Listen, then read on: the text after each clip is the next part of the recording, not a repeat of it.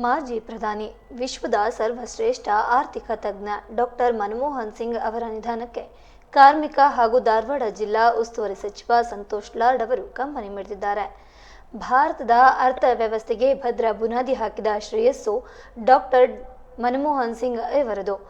1 ದಶಕಗಳ ಕಾಲ ಭಾರತಕ್ಕೆ ಸ್ಥಿರ ಆಡಳಿತ ನೀಡಿದ ಹೆಗ್ಗಳಿಕೆಯು ಅವರಿಗೆ ಸಲ್ಲುತ್ತದೆ ಎಂದು ಲಾಡ್ ಅವರು ತಿಳಿಸಿದ್ದಾರೆ.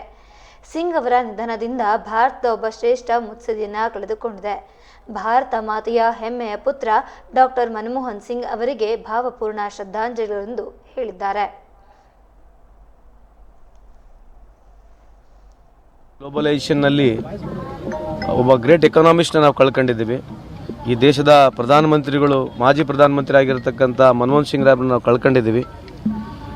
ಆಲ್ರೆಡಿ ಮಾಧ್ಯಮದವರು ಅವ್ರು ಮಾಡಿರ್ತಕ್ಕಂಥ ಕೆಲಸದ ಬಗ್ಗೆ ತಾವೆಲ್ಲ ತೋರಿಸ್ತಾ ಇದ್ದೀರಿ. One of the finest architect of this Indian ನಾವು ಫೈನಾನ್ಷಿಯಲ್ ವ್ಯವಸ್ಥೆಯಲ್ಲಿ ಅವಳು ದೊಡ್ಡ ಮಹತ್ವದ ಕಾಂಟ್ರಿಬ್ಯೂಷನ್ ಇದೆ. ಇವತ್ತು ಅವರು ನಮ್ಮನ್ನು ಅಗಲಿದ್ದಾರೆ. ಅವರ ಆತ್ಮಕ್ಕೆ ಶಾಂತಿ ಸಿಗಲಿ, ಅವ್ರ ಕುಟುಂಬಕ್ಕೆ ಆ ದೇವರು ಎದುರಿಸ್ತಕ್ಕಂಥ ಶಕ್ತಿ ಕೊಡಲಿ ಅಂತ ತಮ್ಮ ಮುಖಾಂತರ ನಾನು ಬೇಡ್ಕೊಳ್ತೇನೆ.